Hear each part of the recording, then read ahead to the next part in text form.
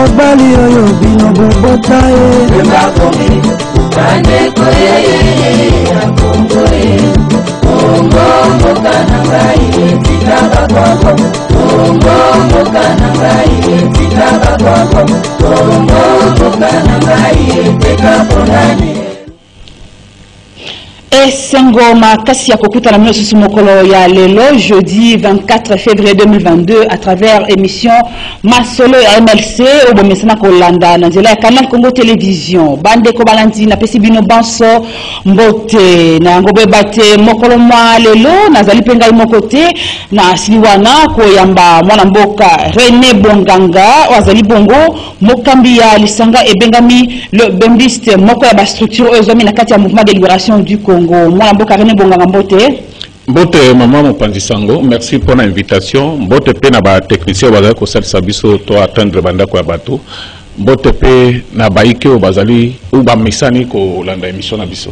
Et c'est moi ko mba moko lelo à travers émission Masolo MLC to bité ezali mba la nawe el bosote kasi ezali mba la liboso ngande na yamba yo à travers émission oyo nango toni ko ba boni santé à le bembiste.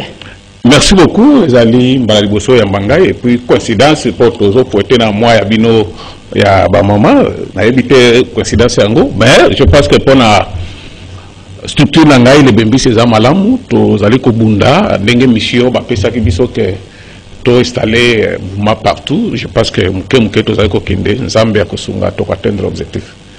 René Bonganga, pour la nini combo le bembiste. Rappelez d'ailleurs kaka René Bonganga président le bembiste mais bande ko bani ko eba pourquoi au fala ka choix ya combo ya le bembiste. Pourtant on a ba dynamique, ba les amis de mais René Bonganga préféra le bembiste. Si la nini choix ya combo na. Merci beaucoup pour la mutuna wana, je pense que bande ko ba profiter balanda les bembistes. Pourquoi les bembistes? Oyebi to fanda to manyola to kanisina baninga. Tout est d'abord Bemba. Azangara elokote.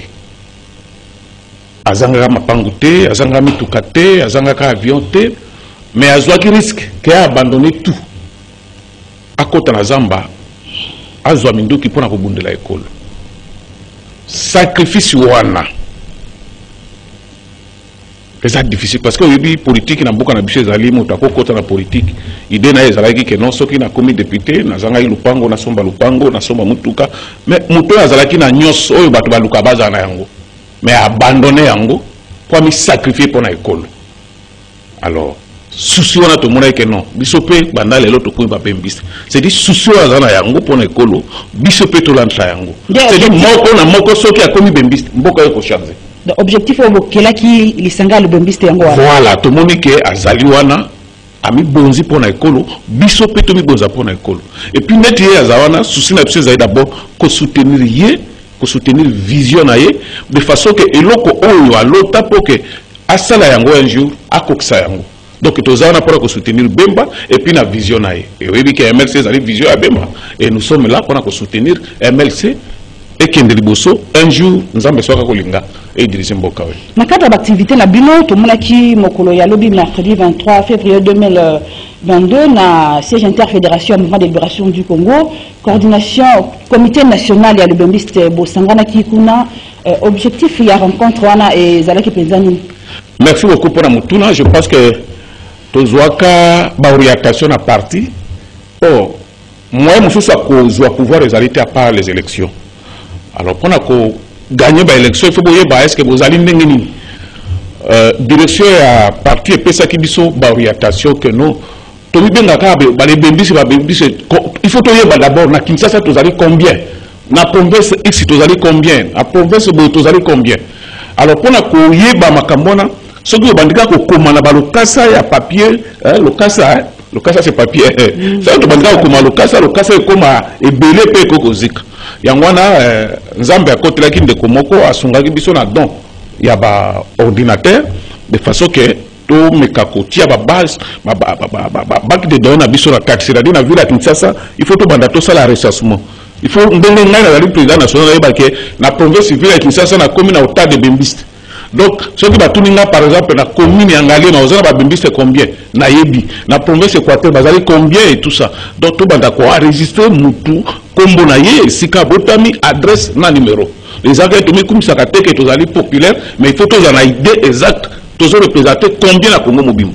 Alors il fallait tous avoir outil à musala neti ba ordinateur wana de quoi yaki ko pesangai namona ki ndeko Philippe abisaki yango ngapa na kwa kozwa ngamba voilà première réalité wana zaki ba statut za mo ebele to ko tindi la paix bande ko mususu a converse de façon que orientation yo parti et pessibiso to salela yango pour parti alingi te to rubaka na munoko ba bembise mais balingi au moins baza na idée que ba bembise na katanga na o katanga bazali autant ba preuve ezali ba kombo na bango ezali ba photo ba numéro na téléphone ba adresse. Voilà oui, le Bombiste est la structure dans le mouvement de libération du Congo, mais le cadre, il y a implantation au niveau, il y a RDC Mobimba.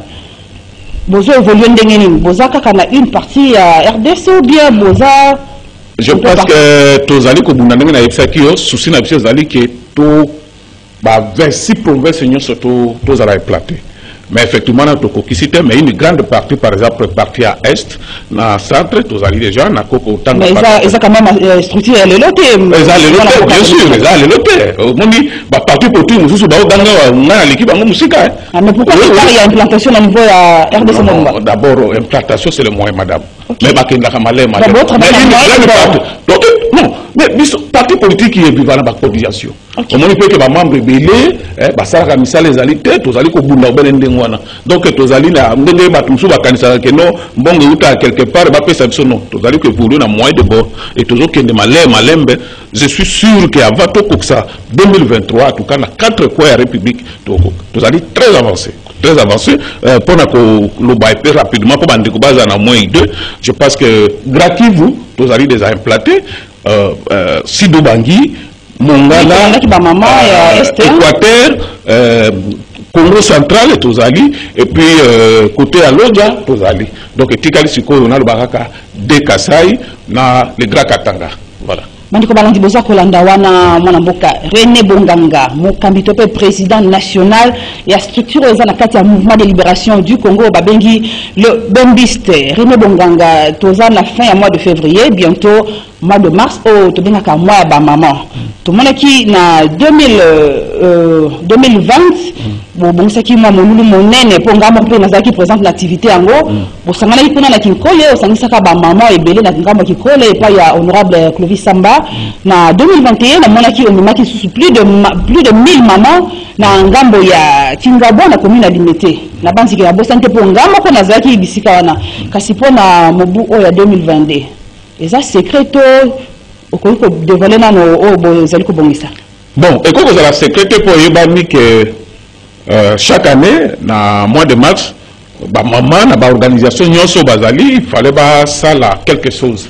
Je pense que les maman babimbi c'est bakoko mis c'est dérobé na principe wanate effectivement na ko na ba détail mais ibaka ke ndenge to me makayo bisika misusu wana moi je peux to komema quelque part mais na occasion pour nga mbala liboso ya kuta na kati émission et puis on féliciter parce que l'activité on va vivaka ngo on a ndenge le en tout cas coup de chapeau na ba bembiste to kota na bozinga masolo na biso musu na ngambo ya masolo ya MLC pour na kokene na ngambo ya Sidou Bangui et pas wapi mwana mboka Jean-Jacques Mbongani azali bongo ministre ya santé publique hygiène et prévention azali kokoba na mission na ya itinérance to monaki kendaki na ba hôpital ebele na ba hôpital général na bango kuna asalaki badon en tout cas accueil vraiment ezalaki chaleureux to moni ba memi Jean-Jacques Mbongani na Chipoy butu azako tambola c'est le calendrier na ya tambolaki na ba militant vraiment asalaki vraiment tourner na ye o zako koba kino lelo na ndenge ya malamu na éviter yo pozali moko na kati ya MLC tourner wana ezako koba penya na ndenge nini parce que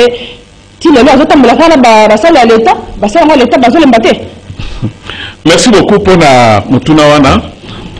Tu crois qu'on rappelle que on est allé deuxième tournée depuis a commis ministre de la santé pour batoba tout ça au Kansaka que akeka kuna po yaza motakuna on a rappeler d'abord bato akendeki na Congo central donc même exercice de Salema na Sidou Bangui abandaki na Congo central atambulaki tout le monde était bangouemo mais je pense que particularité ezali na province ya Sidou Bangi oyo ebangisi mwa ba politicien mususu babandaki pembe koloba te oyo eza campagne et tout ça bona bandeko bazala pe ministre atambola mituka l'État atambola mituka l'État akendeki pe tinda ya l'État babeti libaku akendeki mission officielle mais sikoyo problème ezali ke bandeko wana babangi popularité wana euti na nini bon na ko apaiser bango bayeba ke mbunga nazali moko ya MLC MLC bastion na yango ezali na Grand Équateur et précisément na Sidou Bangi et là par liboso d'abord yango wana. Deuxième aspect mbunga nazali moto ke azalaki mingi na poto bandeko bandeko koyoka kaka bozalaka na ndeko na bino bozalaka na mwana bino azali munganga aopéraka ba mindele et tout ça bona boy il fallait baya ba mona ye ozomona. Ça c'est deuxième aspect. Troisième aspect moni depuis 60 ans que ba mona ke ministre asa la tournée abanda ko kota na bisika nyos pour aller bandenge ni santé ya bato ezali ezange mbala liboso makambo sa mapoto bila ba ministre pe baya ebele na ngaba ozali journaliste soki mususu asala bongo biselanga bilili omoni na robeka vérifier na bakha okomeka ko vérifier. Je pense que c'est pas pour rien chef de l'État le que développement à la base ozomona développement à la base là bazomona directement 145 territoires et ministre de la santé peut a dévancé et surtout il faut que na fait à moi de mars au soki nzambe sungi mokonzi ya mboka azokende kuna na Grand Équateur azokende na Grand Équateur kuma bisika nyos mais il faut ba hôpitaux nyos ezala bien occupé pour ça été mokonzi soka kena ba paya na kuna moko ayoki mutu pasa mataka ka via ya koto il faut ba hôpital ezala prêt pour ko yamba mutu nyos akobela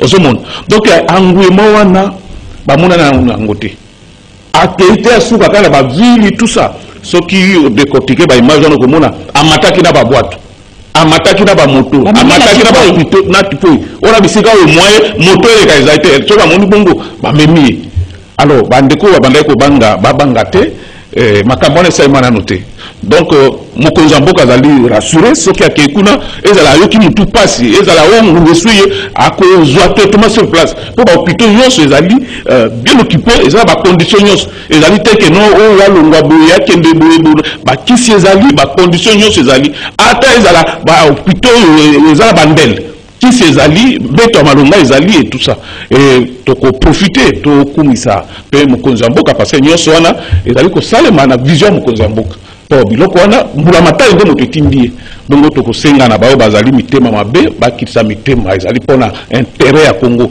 bakiso ya keko tika kuna ezaka pona bato ya MLCT ozomona donc ata moto ape perde abeli moto ya X abeli tout ça ko kende na hôpital wana ba hôpital wana pesa gérer ka na bato ya MLCT ezali hôpital ya l'État mama ozomona kuna bango bazana connotation moko politique te ozomona ezali te ke ba comité soki moto aye pa ko hôpital wana l'acception carte ya MLCT ou l'acception carte bonabo ezali ya ba congolais nyonso alors soki mo ba guerre politique ezali to tika yango na mwa ba élection okendo lobby soki ba bandimio mais moto azo sale la ekolo ba bwakela isoyi akende liboso.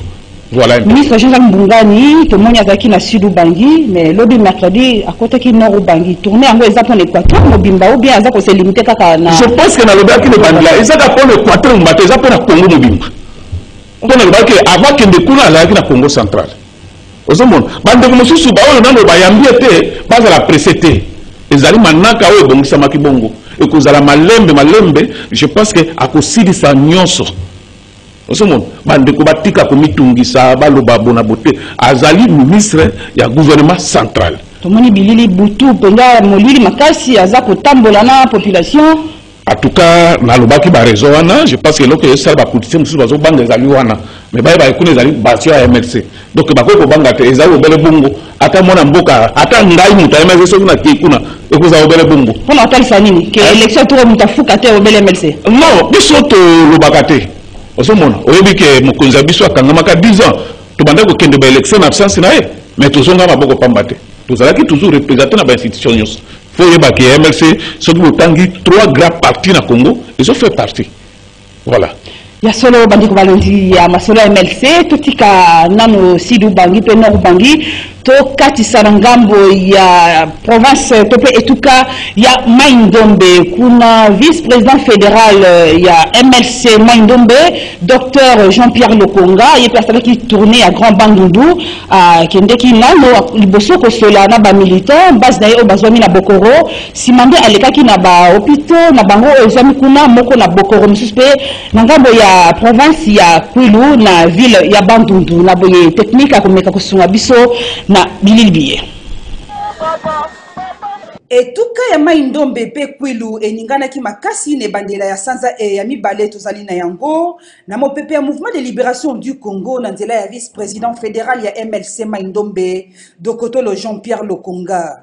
Pona yango boye bate kolonga Dokotolo Jean-Pierre Lokonga nguma makondi Kinshasa ayebaki na ino kokita na mboka Inongo nde na sima vice-président fédéral ya MLC Mai-Ndombe ayebaki na kozwa kano rapide pona kokene na mboka Bokoro epai wapi ayambemaki pe azwaki lokumu oyo ebongi na ye pamba te putulu emataki pe makala matikalaki kuna na libongo ya sanga-sanga na komona batata bamama bilenge basi pe mibali batondaki meke pona koyamba ye obolongu ya vice-président fédéral ya MLC Mai-Ndombe na libongo ena elongo na bato banso bakendeki koyamba ye boye bate batambolaki makolo kino nesika babongisaki poete akoba na kosola na bana banso ya mouvement de libération du Congo pe bandeko basusu eleko azwaki maloba boye bate Dokotolo Jean-Pierre Lokonga atalisaki tina mobembo moye o etuka ena ya Mai-Ndombe pe bituka bisusu ya liboso ezalaki na ino pona kosola na base to pe bana banso ya mouvement de libération du Congo na komemela bango maloba ya mokambi wa bango Jean-Pierre Bemba Gombo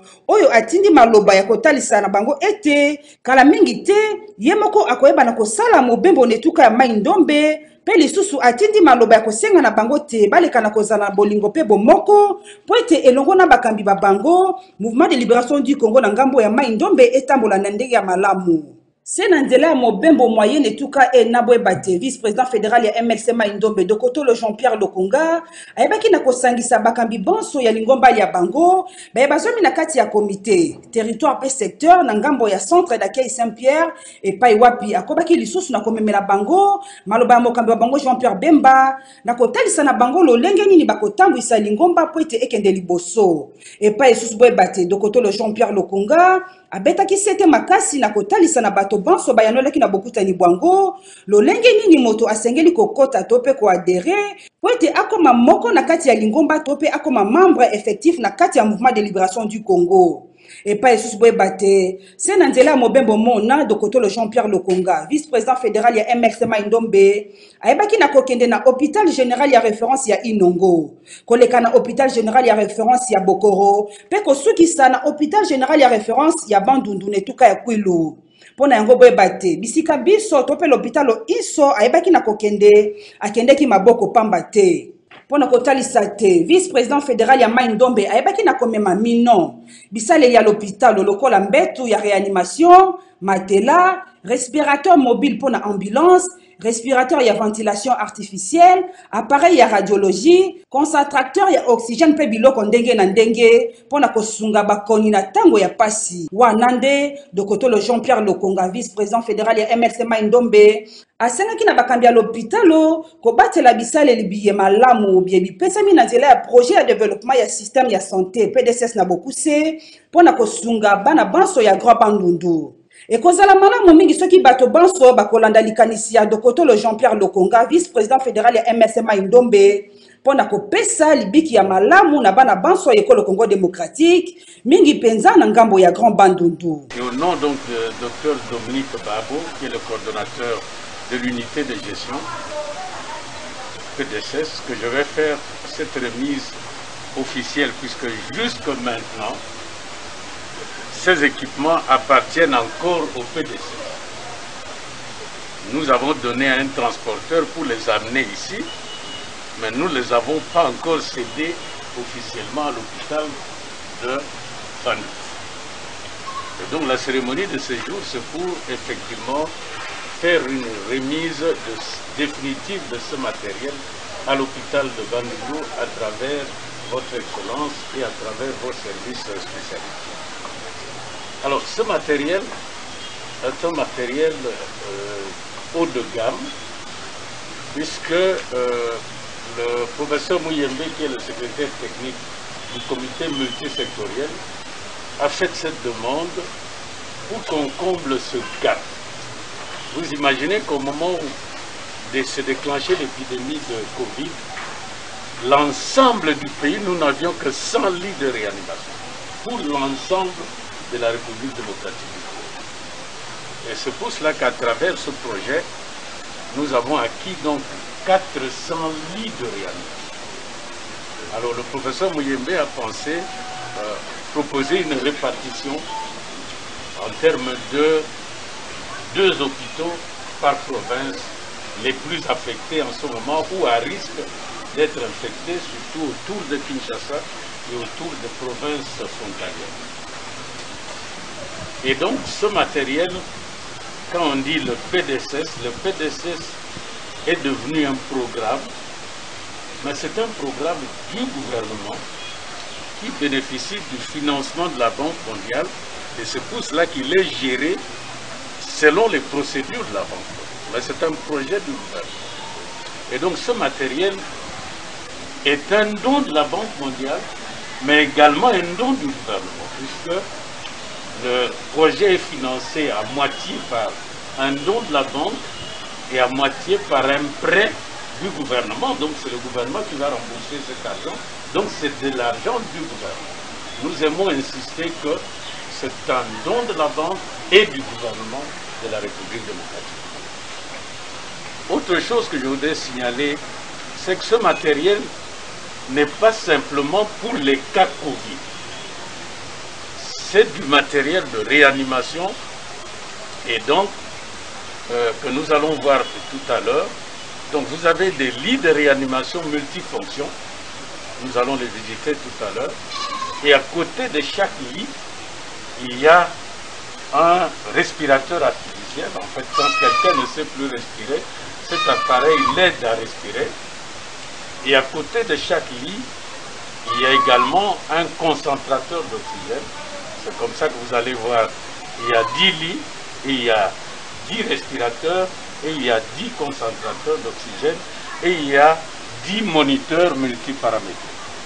Puisqu'au lieu qu'on commence à prendre la pression du malade et à manipuler un malade, dès qu'on branche le moniteur, en fait, il vous donne la glycémie, les signes vitaux du malade, sans qu'on recourt à faire des fonctions encore à l'autre.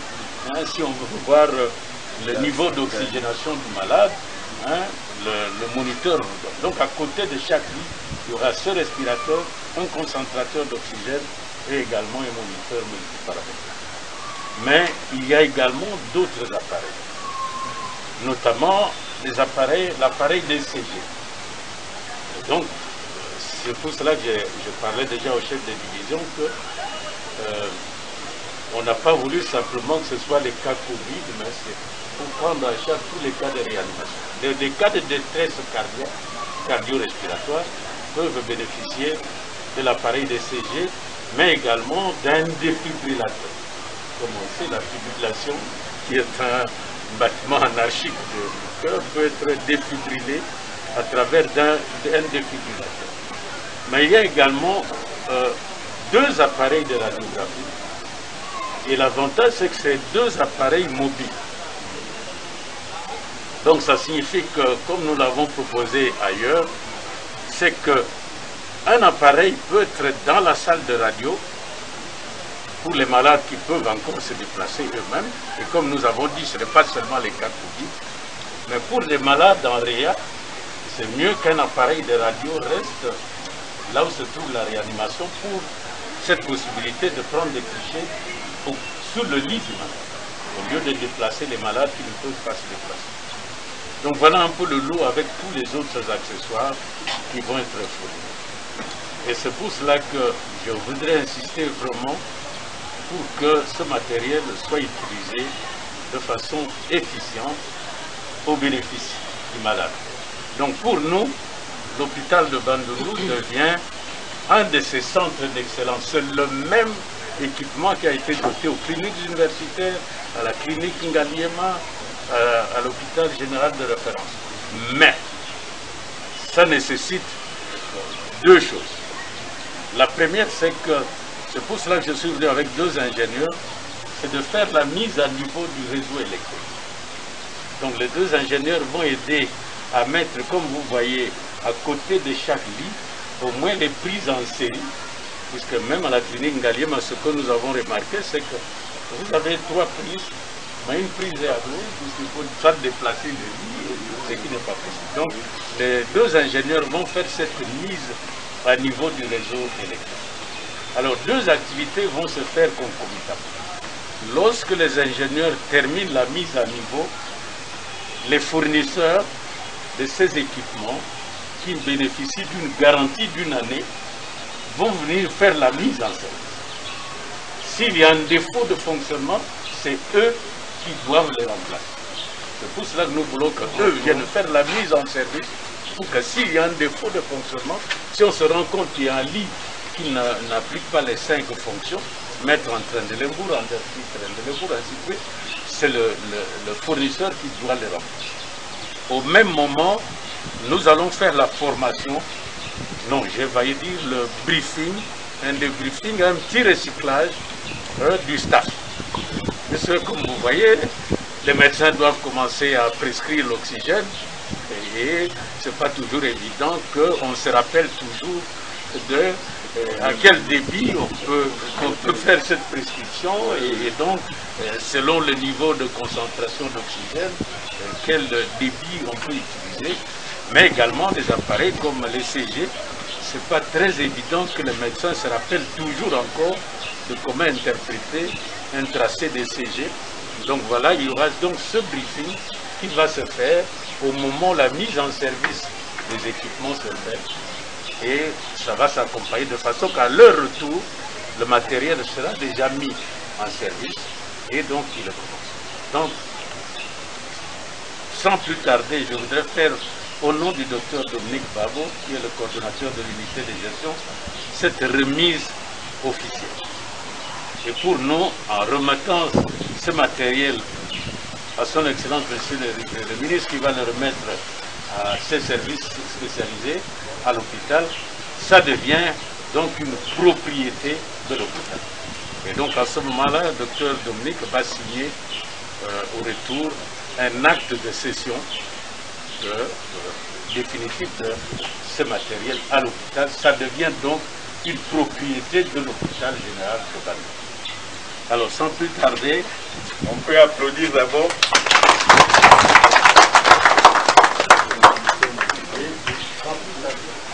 Coordonné par le docteur Dominique Babou. C'est donc en son nom que je vous remets officiellement ce matériel de réanimation au bénéfice de la population de votre province. Je vous remercie.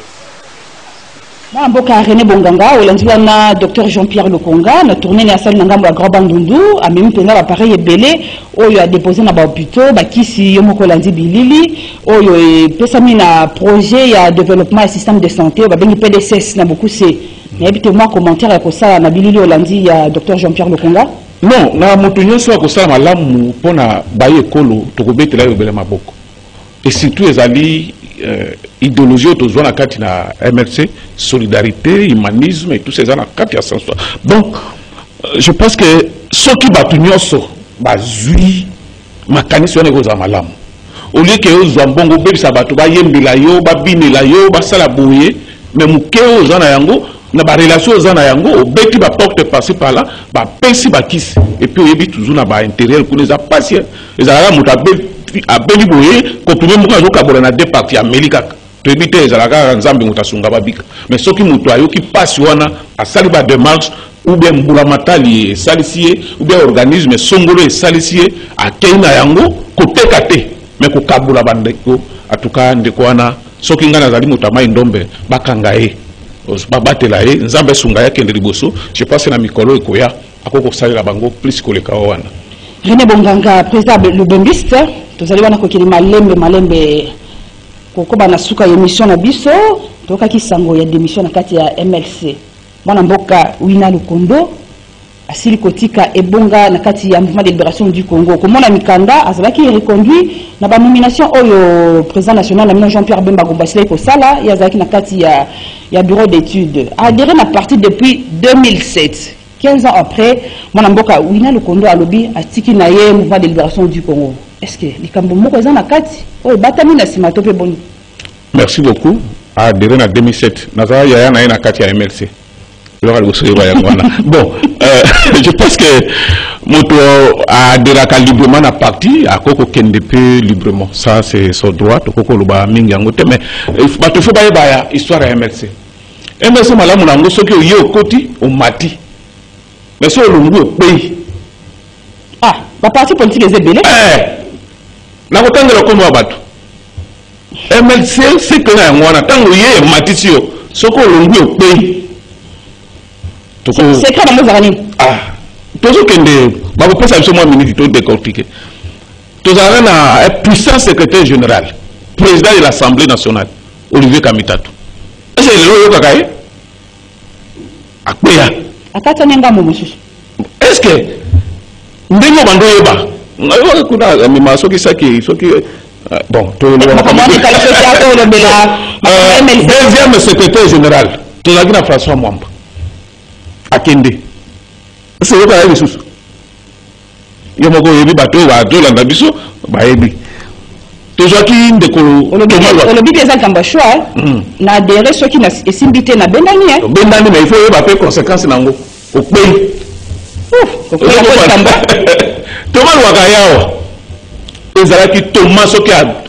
Même la émission, nous sommes dans la base, je connais le Congo. Et Péa. C'est comme ça, c'est vrai, MLC. Bon, parce que ça y est, bande de Moussou, parce que tu veux les sons avec exemple na utiko pesa wana. Peut-être la première avec un autre tant monsieur ko Simba. Avec une partie en 2007, 15 ans après peut-être à mon peu ben. Hein? À mon intérêt na été, à mon ami Bendi na e. Ba wo ba kenda liboso. Ba mona ba intérêt na bango te. Mutuloko il veut amtata daki président de l'Assemblée nationale. Numéro 2 à parti. Si ko ba intérêt ngoni na comme président Nicolas Bemba ou bien déjà. Donc, le coup a tiré conséquence par exemple les alliés frappant au Nauticolo. Au yé, MLC Matisio. Au long de MLC au pays. Souka au Belbongo. Donc, de parler déranger dans le non, non événement. Ouf. Voilà. Moi, je vais venir Bonganga. Parce que la minute est à Kotanga. Maman, c'est aussi pour Bakat Nesika. Ni nous allons voir à Bakissa pour tout ce qui s'est émis sur le bon, je pense que la programming là-bas, maman les bimbistes, d'ici là, nous allons inviter à une réunion pour préparer le 8 mars. Nous allons très attentifs à la téléphone à Bango, parce que message pour quelqu'un.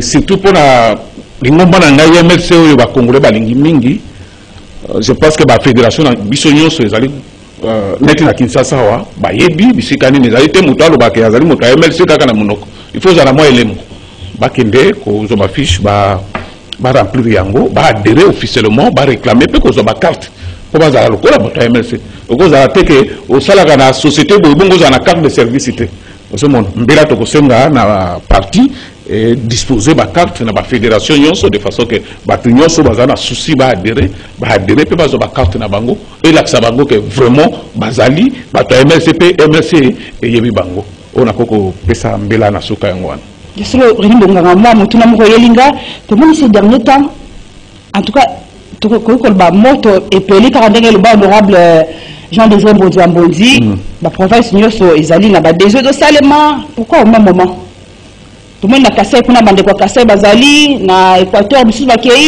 na Congo central pourquoi au même moment non je pense que d'abord l'élément déclencheur c'est la présence de notre président au pays vous comprenez et puis ma casse zongi et ça le quoi vous avez dans la étiquette bon soki papa hier afande na bino bozu ma casse et puis vous allez au bon po biso toujours calculer comment to diriger mboko.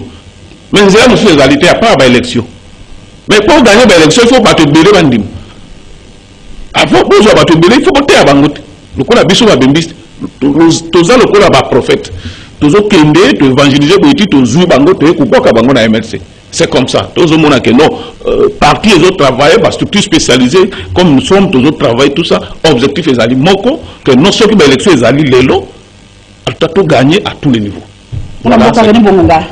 Ya soto comme na suka batonde botondi na ndenge onzimeki koyanola na masolo ya MLC ya mokolo mwa lelo. Merci beaucoup maman, ngape na tonde boto. Nandi ko balandi CCTV na cadre ya ko kundola sanza ba mama boy bate ba mama ya ligue ya MLC ligue de femmes ya MLC bango pe lokola bakozala na molulu monene mokolo ya le 19 mars 2022 awa nguma makondi Kinshasa kasi bolai ya sango yango tokoyeba bongo na kokutana na bakambi ya ligue de femmes ya MLC bango nde bakoleka pona kopesa ba detail mosusu na yango ngai na bino tokomi na suka na nzela masolo ya MLC mokolo mwa lelo botondi na bino banso bozaki libakuli nzenga ya kolanda yango botondi na technique oyo sungaki biso na nzela ya Moro Nzambe pe Olivier Longwango kuna na ngambo ya régie finale na moni Christian Banzolo na kombo ya bango banso nde na tombe na bino lisusu bolandi bolamu ya manaka ya Canal Congo Télévision ngai na bino tokutani mokolo ya jeudi ezali koya bye.